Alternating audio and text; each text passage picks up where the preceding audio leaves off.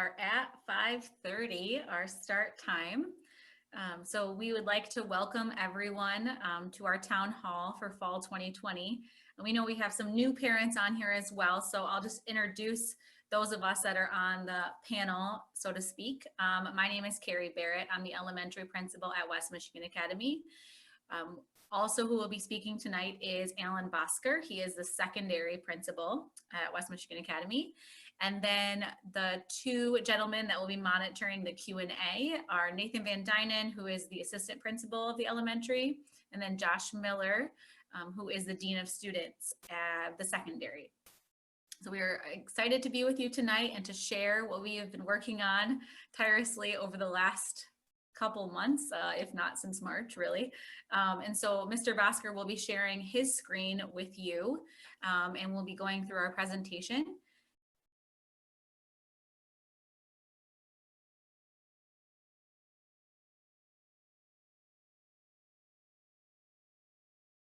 And so that worked. That's one task down. So that's exciting. Way to go. All right. So again, welcome to our fall 2020 town hall. Today's presentation will be recorded. We understand that life gets busy and we are going to go through a lot of information tonight.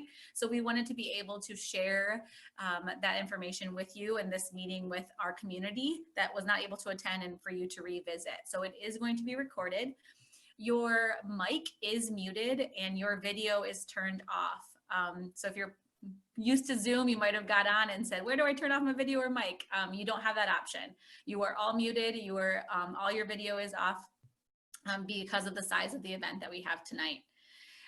If you have a question, there is a Q&A at the bottom of your screen. And you can type a question into there. They'll be addressed throughout the presentation or at the end through an email. So the questions will be addressed throughout. Mr. Van Dynen and Mr. Miller will help us with that. If you're putting a question in, you can submit your name or it can be anonymous, but do know we are going to be answering questions throughout the presentation. And when we answer it, the question will become public for all. So we just want to make you aware of that logistical item. So feel free to put the questions in the Q&A if you have specific questions. At the end, the questions that we're not necessarily going to answer in a Q&A format, we will follow up with in an email tomorrow with a lot of different resources for you, and Q&A answers that were answered here tonight in the chat will be on there as well.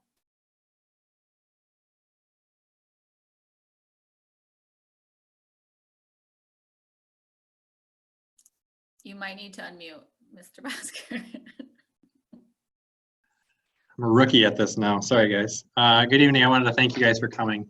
My name is Alan Bosker, and I first wanted to take a moment to thank you for taking time out of your day. As a parent myself, this has been a lot of rocky months, and the fear of what's going to happen in the fall is very anxious for a lot of folks. And so as we go through this information, we're going to pour a lot at you, but we want to help you with this process as well as determining what options you have available and which ones to choose, what's best for your family. In addition to that, we have had participations in terms of our surveys. We sent out a survey at the end of June and July, and that feedback has been instrumental in our determining of what is the safest protocols to have at school, and obviously what is most important to you guys is your kids and their safety and their education. So getting your feedback has been incredibly helpful.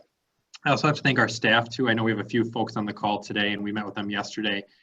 We've gotten their survey results as well through this process, as well as we've had different stakeholder groups. So we've met with different teams of teachers, instructional aides, supports, our kitchen staff, our maintenance staff, our technology staff. Like we've met with them over and over again to ensure that we're thinking of all the different details as we go into this.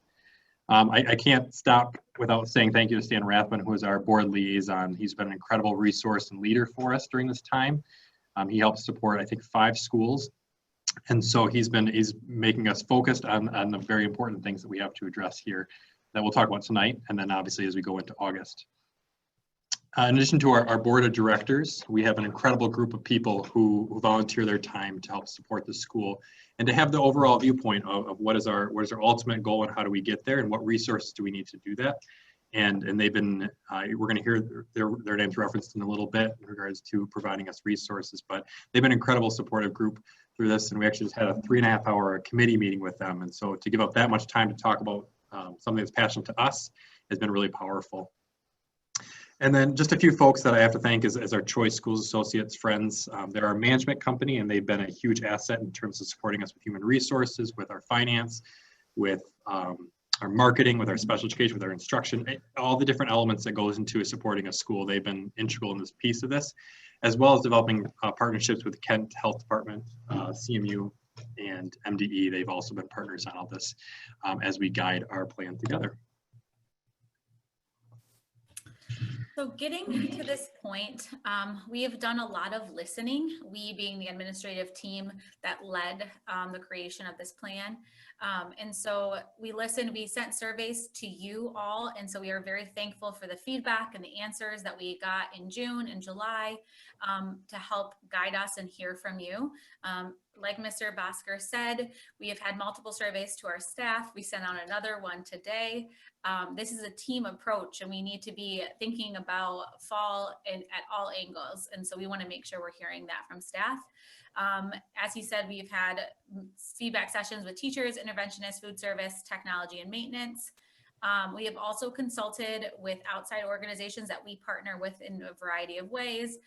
Central Michigan University, MAPSA, who is a charter school organization, Clark Hill, who is a legal counsel for some of our parties, Kent ISD, and of course other school leaders, because collaborating around this has been very vital to ensure that we can be successful in the fall.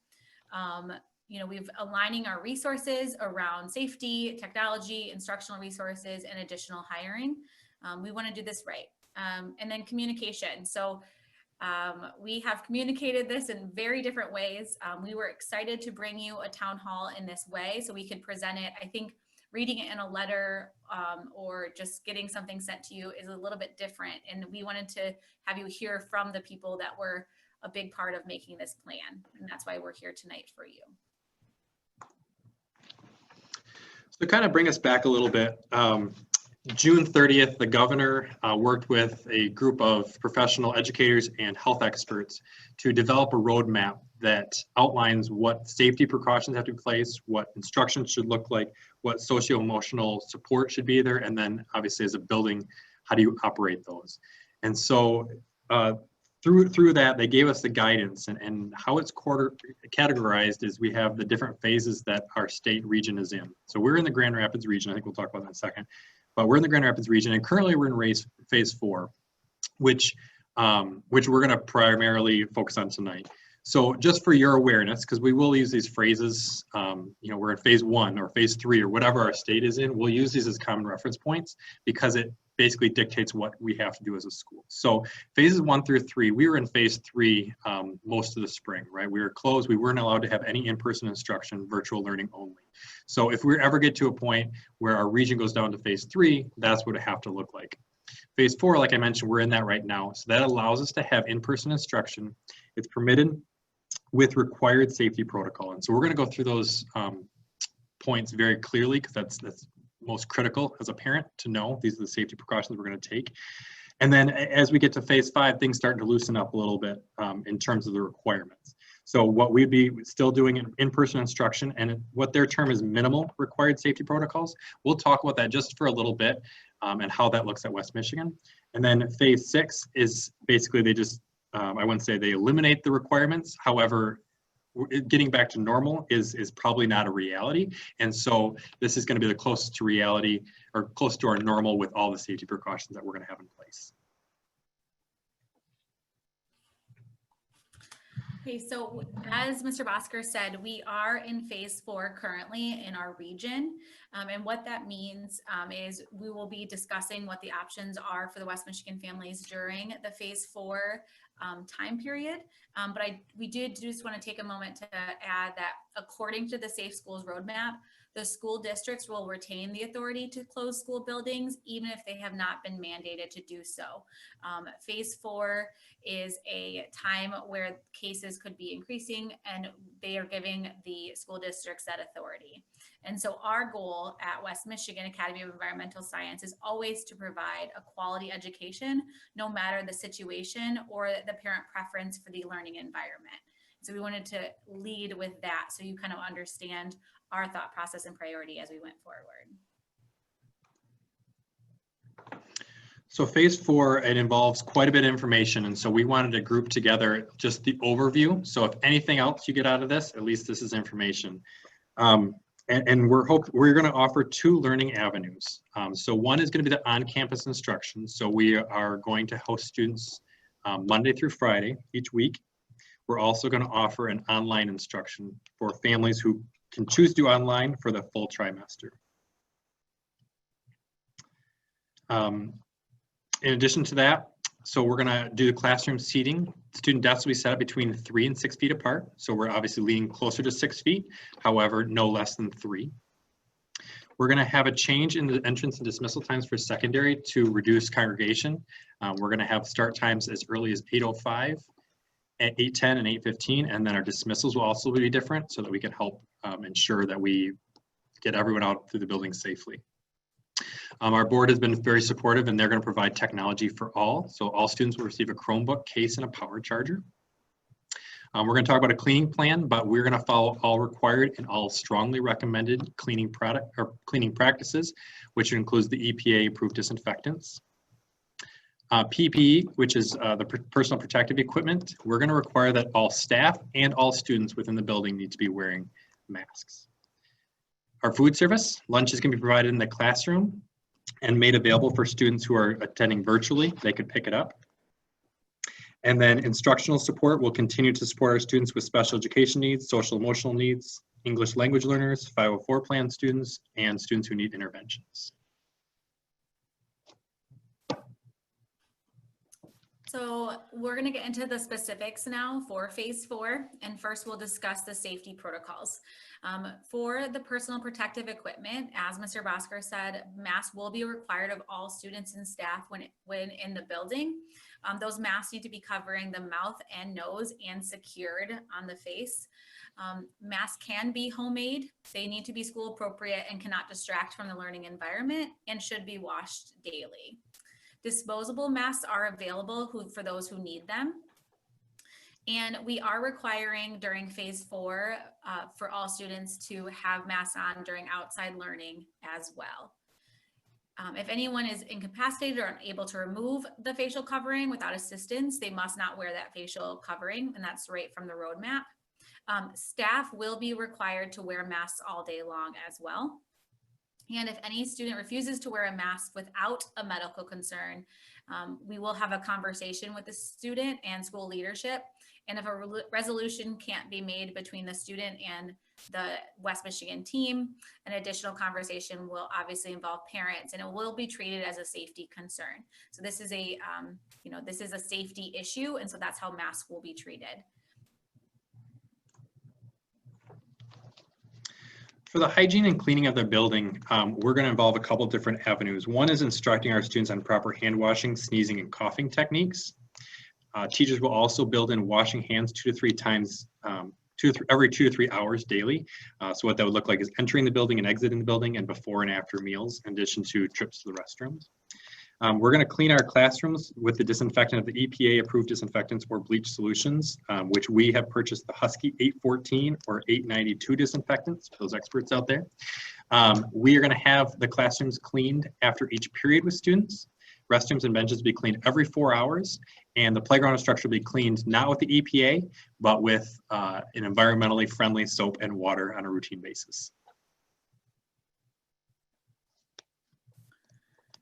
So for spacing and movement and access within the building, student desks will be set up between 3 to 6 feet apart. The space will obviously be dependent on the number of students that are within the classroom and the size of the classroom. It's going to be attempted to be as close to 6 feet as possible. We will be placing floor markers, signs, seating markings to remind students of the appropriate spacing. Cohorting students is going to happen as much as possible as well. And to discourage congregation, school start and dismissal times are going to be altered, and Mr. Bosker already shared those times with you. So one of the biggest pieces that we have is to making sure that students, when they enter the building, they are feeling healthy, and students and staff are feeling healthy. And so prior to entering the building, the staff will have to complete a survey ensuring their health before they even enter. When students enter the building, and we'll talk about the logistics in a little bit, but there's going to be a group thermometer to scan for high temperatures. If students do have a temperature over 100.4 degrees or higher, that we'll scan them again with another thermometer to make sure it's not a false positive. And if they do have a temperature over that mark, they'll be escorted to our quarantine area while parents are contacted. We're going to ask as parents to request to take the temperature of a student prior to arriving on campus, especially if they've had symptoms or concerns that they would have an illness. And then communication is going to be key when there's a positive case, so that we'll inform families while still maintaining the ADA requirements to protect health-related information. And so we felt that it was important here to just take a quote straight from the roadmap in terms of symptoms and positive cases. And so I know you can read it, but I'm also going to read it here for you as well.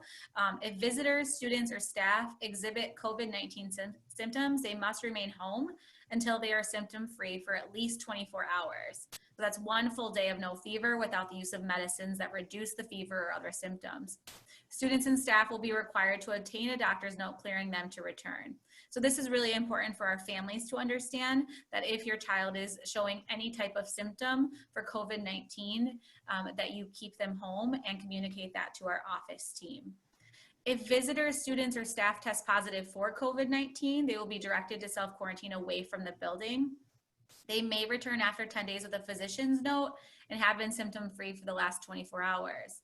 If anyone's hospitalized with COVID-19, they may return to work or school when directed to do so by the medical care provider. Documentation to return to school or work will be requested from those who have tested positive. Confirmed cases of COVID-19 and staff or students must be reported to the local public health department immediately. General exposure information must be reported to any students, coworkers, contractors, or suppliers that may have come in contact with the confirmed person within 24 hours following local public health guidance. Now I know that's a lot, and what I want our families to understand is the local public health guidance is our biggest piece of that paragraph. And so you might be wanting more specifics, and well, what if someone tests positive? What are you going to tell me? When are you going to tell me? We will be contacting and partnering with the Kent County Health Department for the positive results. So you need to understand the communication between the public health department and us is going to be open, and we will take their guidance in terms of communication to make sure we're doing it right. Well stated, Carrie. So things that we're going to need for safety protocols is that we will be sharing class list tomorrow, end of business tomorrow on our website. And with the emphasis on there's individual supplies needed for all students, because one of the recommendations is not to share, to not pass anything along. We will be sharing those lists tomorrow on our website. So now we're going to get more into specifics of the 2 options that you have as parents for phase 4. You do have the option of on-campus instruction, and what that will look like is we are going to utilize a learning management system called Schoology. A learning management system is something that will help house student classwork while in the building Monday through Friday. Now, not to jump ahead a little bit, but that will be something that will be utilized in phase 1 through 3 as well. So that's why it's important for us to utilize it in school so students and parents get used to it. We can teach students how to utilize it, and assignments are stored there. Students will be in classrooms with highly qualified staff. Staff will share instruction based on priority standards with comprehension, analysis, and enrichment to ensure the mastery of those standards. Priority standards means, to give you an example, in 3rd grade, what do I need to learn in 3rd grade to be ready for 4th grade and move on? So that's what a priority standard is. Students will receive instruction on campus in English, math, science, social studies, all of our special Spanish, art, tech, PE, and environmental science. It looks like Spanish is so important, we put it twice. So. It is. So an overview of an in-person day. As a parent, I would want to know, so what does a day look like? So upon arrival, there's going to be some changes, and we've highlighted them here as well. Green kids will be going from 6:30 to 7:45. Unfortunately, we cannot have a large group of students in the cafeteria for arrival, so I know that's going to affect some of your mornings. Pre-registration is required to utilize Green Kids from 6:30 to 7:45. We have decided we are not increasing the cost of Green Kids for the morning, so it is the same cost, but your student, if they are dropped off between 6:30 and 7:45, they must be pre-registered for Green Kids. They will go to the classroom at 7:45. So if 7:50 is a great drop-off time for you, they would go straight to their classroom. They would be walking through the lobby and getting that temp check, and with the temp under 100.4, be walking directly to their classroom. As we talked about here, I didn't highlight it on here, but I think it's important to note, we started a procedure a few years ago that parents weren't allowed access into the academic hallway. That is still the case, and not the lobby either. I will be sending out more information about what that'll look like for that first week of school. I understand the importance of that as a parent of a young student, and so I will give you details of that. The instructional day instruction will happen in the classroom or outside as much as possible. Specials will be coming to the classroom, and we will be creating a schedule to cohort as much as possible. Lunch will be served in the classrooms, and recess will be classroom specific. Dismissal will be spread out along the sidewalk. We will continue the dismissal at the sidewalk. We'll have a time departure starting at 3:10. It might take a little longer, and I apologize for that ahead of time, but we need to try and social distance as much as possible and take our time and be safe. We are having outdoor dismissal no matter the weather in phase 4. So if severe weather will be coming in, it might delay our dismissal, and I will do my very best to communicate that to our families as quickly as possible. We will not be having indoor dismissal during phase 4. So I talked about Green Kids, and I wanted to just mention a little bit more about that. This is a very big change for this program. Advanced commitment and registration is required. Registration will be available on the website tomorrow, July 31st.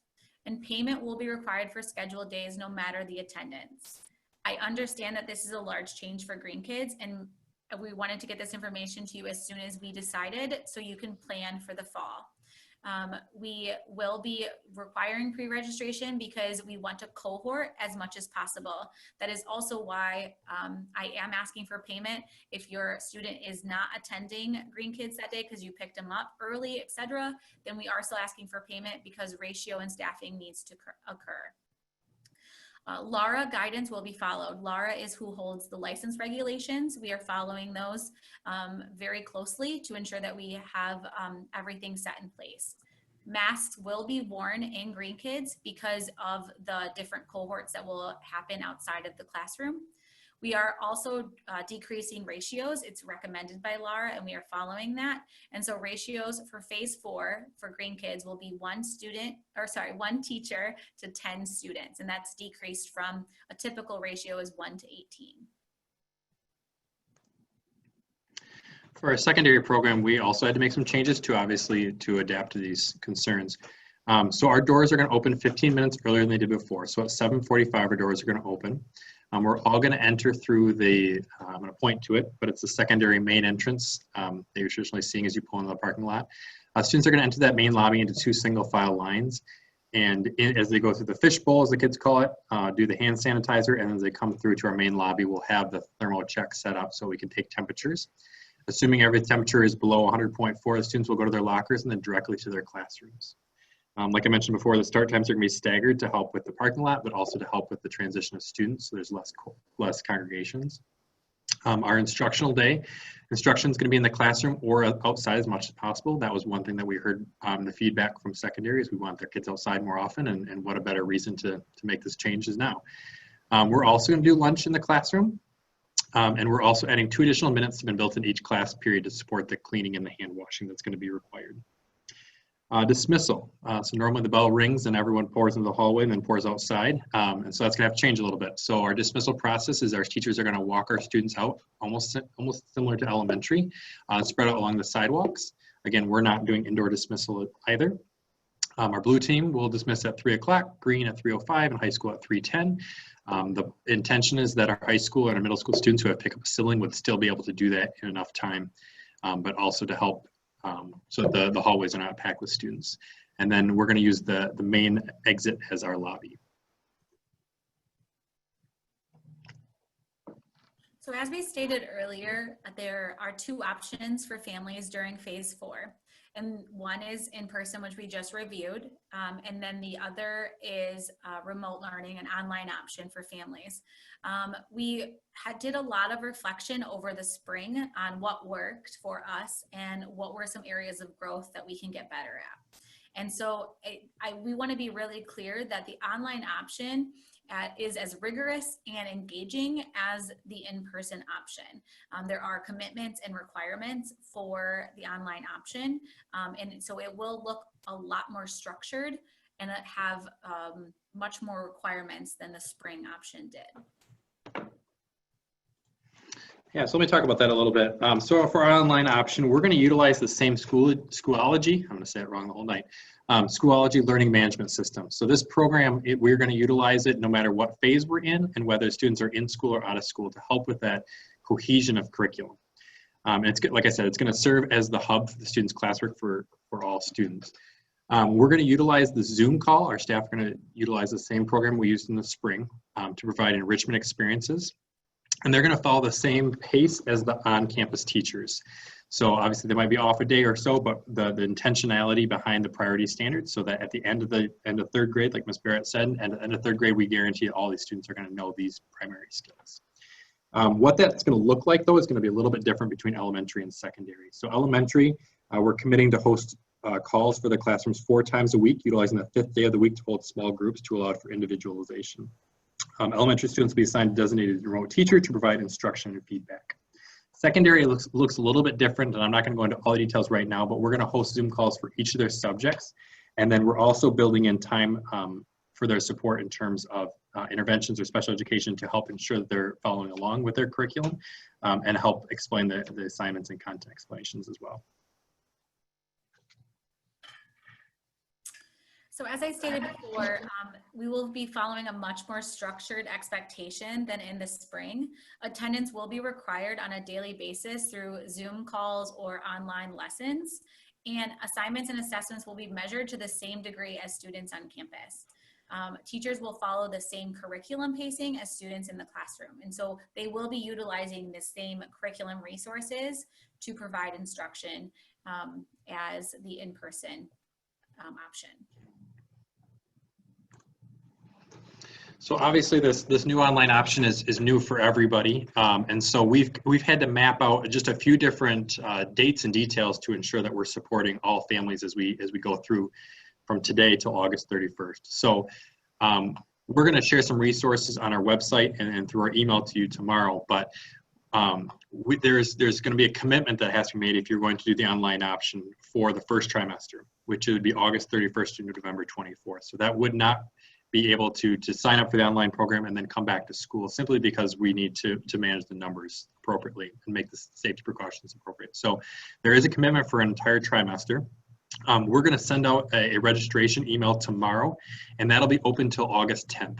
And so although it's, a week and a half, we want to give you guys enough time, but we also need to make sure that we have enough time to prepare for the students who are going to be in school and out of school and make sure the resources are all set. So we're going to share those resources tomorrow, but we'll also make it available on our website as well. And then each trimester after that, we will have a time to sign up for it. This trimester 2 is going to be in November, but that'll give you an opportunity for students who maybe are on campus who want to switch to online, or who are online who want to come back to school, that gap period to kind of get us information.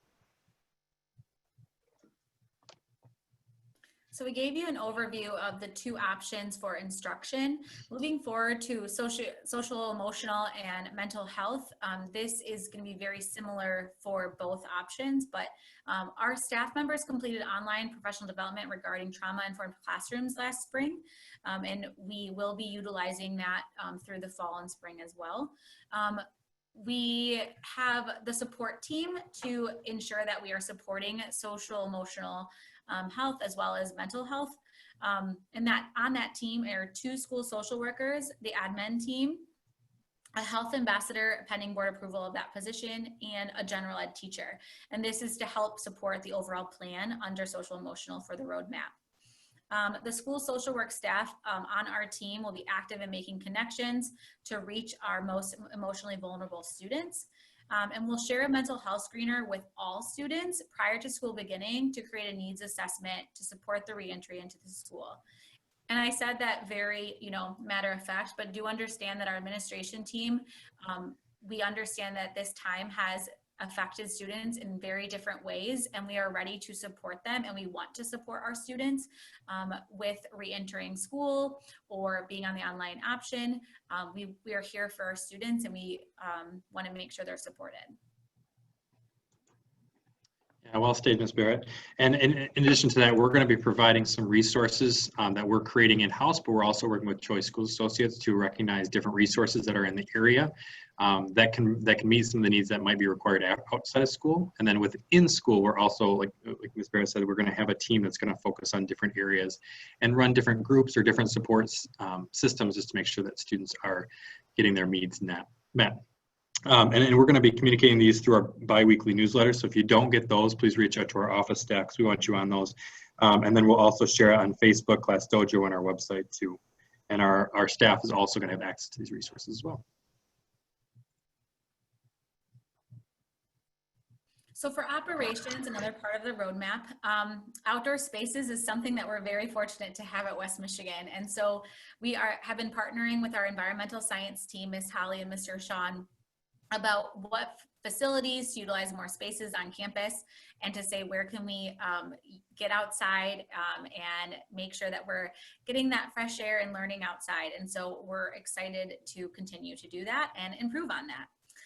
Food service, like we said, we are going to be eating in our classrooms. They'll be ordered in the morning and delivered to elementary, and secondary will have a protocol logistical way to pick up in the cafeteria. Guidelines for students that are having the online option or choosing the online option for the first trimester will be sent out toward the end of August. We have worked hard to ensure that we have meaningful work for all of our staff members during phase 4, if they're on or off campus, to maximize our programming while still meeting the needs of students, community, making sure the educational experience is high quality and the building needs. So one of the challenging decisions that we had to make during this time was regarding the fall extracurricular and sports. And we, unfortunately, we had to make a tough decision that although extracurriculars are wonderful opportunities to develop camaraderie, collaboration, and fun, it doesn't fit into our school safety plan for the fall. The additional exposure of students and staff to other school populations doesn't support our academic plan to minimize exposure and the cohorting of students. And then also the additional cleaning doesn't fit within the capacity of our facilities team. And so this would be something that we would revisit for our fall season, but for the temporary of the fall, we wouldn't be able to host these events. So that was a lot of information about phase 4. And I know I've been seeing the Q&A going up and down. So Mr. Van Dyne and Mr. Miller are answering your questions regarding that. And so we would like to talk about phases 1 through 3. And the biggest component of phases 1 through 3 is that we need to be ready to transition quickly. And that's why when I was talking about the in-person model, that students that are learning in person will still be using the learning management system of Schoology, because that will house assignments and that will allow us to transition to phase 3 of virtual learning for all students very quickly. We will send communication as soon as the phase 3 is, if it's ever decided, we will send through Dojo, email, Facebook, and a robocall if needed. Online option students' schedules will not change with phase 3. We will keep them on the same schedule to keep the consistency there. And those that were in person will move to the online and be shared with what their schedules would be. And I don't know if you guys experienced the same thing that I did on March 12th, but it was a bit of a shock for all of us. And so that transition plan was very quick for us. And as we reflect on that communication needs to be there in a much more timely manner. And so that's what we're focused on, communication so much that if our area does go to phase 3, that we will obviously give you guys as much information and as quickly as we possibly can. But to kind of overview the phase 1 through 3, and we're not going to go to all the details because it's obviously very huge, but we're going to have all of instruction held virtually. We're going to still use the same management system, so it'll just be, we'll be off-campus learning. Every student, like I mentioned, is going to have technology devices that will be made available, so they'll be able to bring them home in those concerns. One feedback that we got was Wi-Fi, and so obviously we looked into some different options, and we made a few partnerships with our libraries and different organizations that offer low-income internet options, as well as we worked with AK Group, and they extend our Wi-Fi into our parking lot. So often we have some visitors who get to stop out here and use our internet for a little bit, but that would be an option for students who need to download information, obviously, and then be able to take it home and actually to do some of the work if you need that. Our social, emotional, and mental health survey will be shared, and so that's something we'll monitor during this time, especially if we do have to close quickly. We want to be mindful of how our students are doing. And then we'll resort back to our food delivery system that we're currently doing, the Mondays and Wednesdays. At that point, we'll have to determine how it's being funded and if it would fall on our normal food costs, or if the state would open up some different avenues for food. And during that time, our building will be deep cleaned and ensure function so that we're ready to go back as soon as we possibly can. For phase 3, it has been decided that Green Kids will be offered during phases 1 through 3. And so childcare will be available through Green Kids and nature-based preschool. Pre-registration is required. Again, we have to think through those ratios, cohorting and staffing. So pre-registration will be required. On the registration for Green Kids during in-person instruction in phase 4, there will be a question that asks if you are interested in phase 3 childcare. And so this is what that's referring to. And you can answer yes or no, and you will get information based on your answer. If you do say yes, we will send you the information on that. You will cost per day for care will be shared by August 12th on the phase 3 option. We still want to make it as affordable as possible while still being able to run the program. And so we're working on that budget currently, and Kelly Nemitz, our licensing program coordinator, will be the main point of contact for phase 1 through 6 of Green Kids.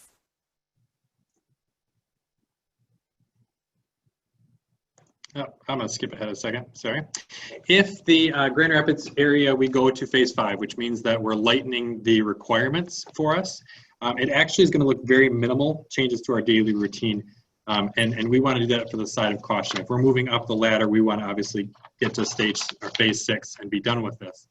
And so you can see on here that the overview actually looks very, very similar to what our stage 4 looks like. Because honestly, everything that we are doing in phase 4 is good for kids and their safety and ensuring it's a clean environment.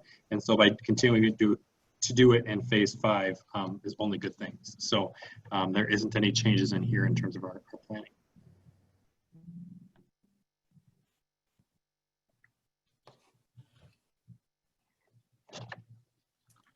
A couple things that I kind of feel like we kind of were overview, like with the online option and the specifics around that, we are building that out, but we will need to know what students are enrolled in what grades.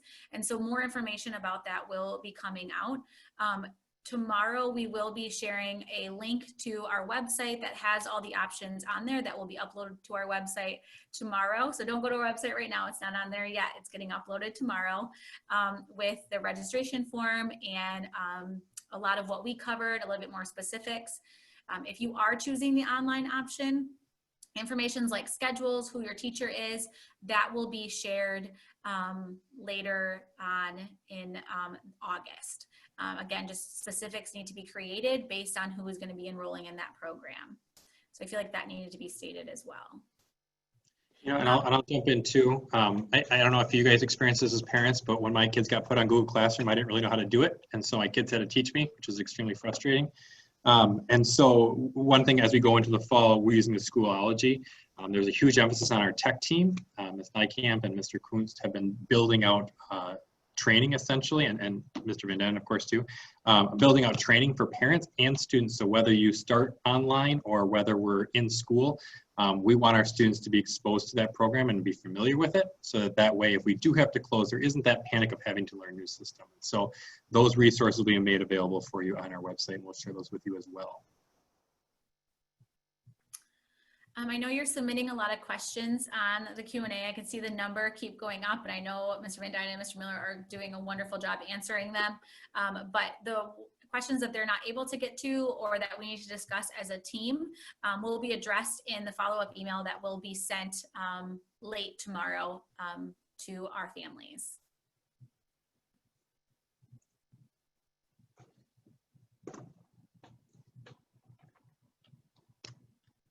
So kind of as we, wrap up the information that we have sent or given to you today, you might be like, okay, what's next? We know that there's 2 options for us under phase 4.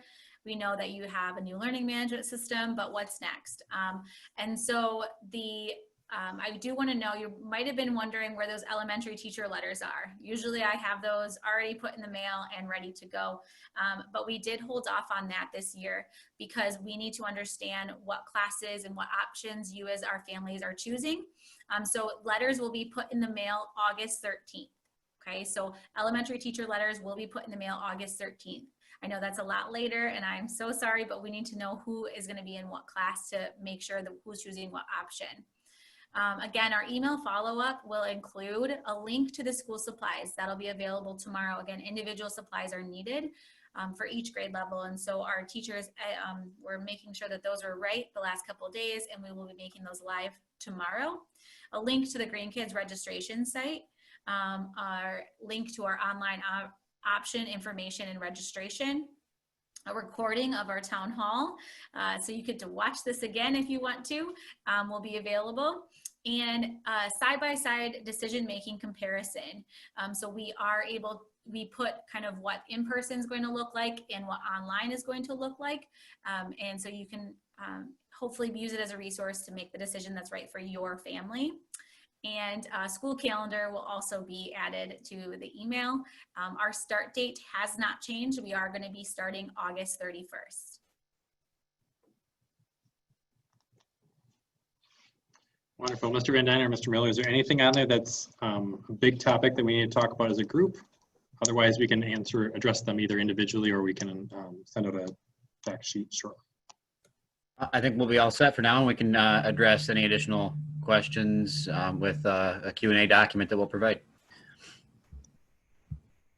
Fantastic. Wonderful. I guess I want to wrap this up and say thank you for taking the time out to find out more information about the school, to make sure that we have answered as many questions as we possibly can to ensure the safety, and that we're going to provide the wonderful program that we normally do and be outside more often and be back together as soon as possible.